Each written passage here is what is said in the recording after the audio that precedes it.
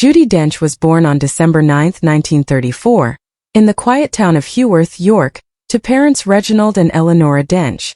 Her father, a decorated World War I veteran, later became the doctor for the York Theatre Royal, bringing the world of performance into their home. Actors rehearsed in the living room, scripts were read over tea, and Judi absorbed the rhythms of stage life before she even understood what acting was. During one air raid in 1940, when the theater went dark and panic filled the air, 6-year-old Judi began to sing to calm everyone down. That voice, quiet but steady, was her first performance. Her mother handled costumes for local productions, and by 7, Judi was already acting in the York mystery plays, portraying a shepherd boy under skies still swept by searchlights from German planes. When she compared the Star of Bethlehem to the searchlights above, the crowd gasped, then applauded. Even as a child, she had the instinct to connect the stage to the world around her.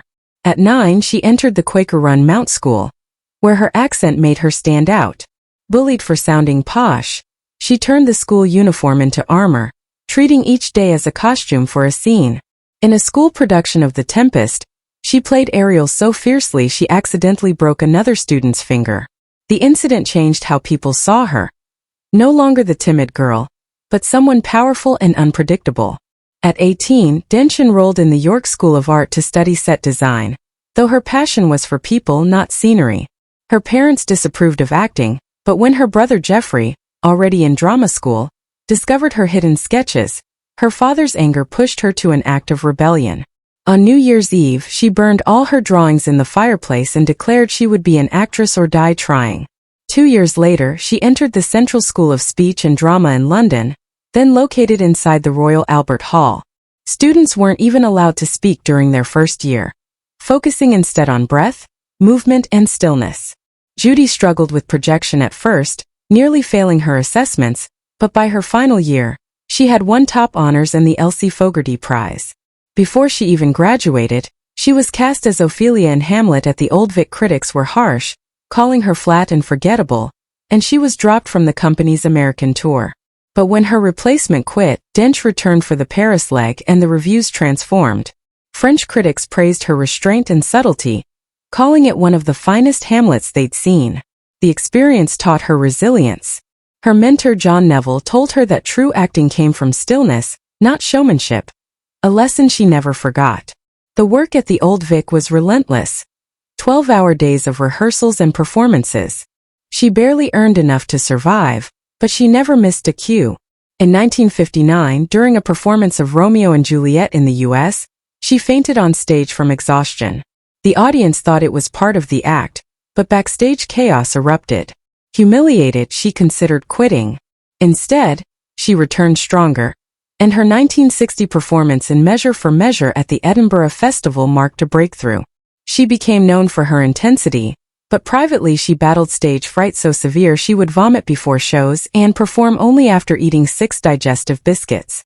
The other actors teased her as Sick Dame Judi, but her performances were electric. By 1961, she left the Old Vic, frustrated with its hierarchy and favoritism, and joined the Royal Shakespeare Company. That same year, at 27, she stunned audiences in the Cherry Orchard. Her trembling delivery during the final scene brought critics to tears. Within months, she was being called the new force in British theatre. Her 1962 portrayal of Isabella in Measure for Measure shook Stratford upon Avon. She brought raw emotion to Shakespeare's text, something rarely seen at the time, and audiences held their breath through her performance. In 1963, she toured West Africa as Lady Macbeth.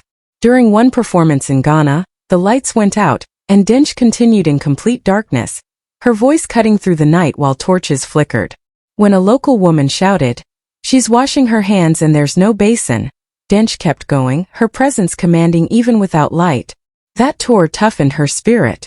Her 1965 film debut, For in the Morning, won her a BAFTA for Most Promising Newcomer. But success came with a price. She was soon typecast as tragic, broken women. In 1969, she broke free of that mold with The Merchant of Venice, playing a cold, calculating Portia that divided critics and captivated audiences. Even Laurence Olivier admired her performance. Though theater remained her foundation, television began offering better pay, and she took on TV roles through the 1970s to stay financially afloat. Her 1976 portrayal of Lady Macbeth opposite Ian McKellen at The Other Place became legendary. The small, bare stage forced them to rely solely on performance.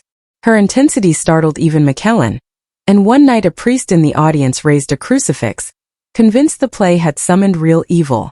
The production was later filmed for television and earned critical acclaim. Through the 1980s, Dench proved she could balance tragedy with humor.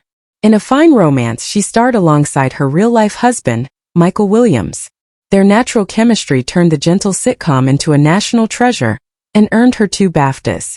Behind the laughter, their marriage was one of deep affection and partnership. She returned to cinema with A Passage to India in 1984, portraying Miss Quested with fragile horror.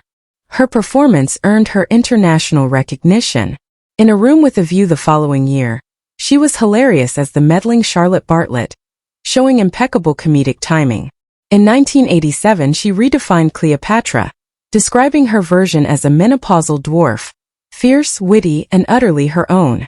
2 years later, in Kenneth Branagh's Henry V, she delivered one of the most moving monologues of her career. Her connection with Branagh would continue, leading to Hamlet 1996, and later films. In 1995, Dench made history as the first female M in the James Bond series, redefining the role with authority and precision. Calling Bond a sexist, misogynist dinosaur in her first scene, she set the tone for a new era. The same decade brought Mrs. Brown, where she portrayed Queen Victoria with aching humanity, earning a Golden Globe. But tragedy struck when her husband fell ill with lung cancer. She left a Broadway show to care for him, and after his death in 2001, she never remarried. She still wears his ring and speaks to him daily. Her 8-minute performance as Queen Elizabeth I in Shakespeare in Love won her an Oscar amid controversy over producer Harvey Weinstein's aggressive campaign.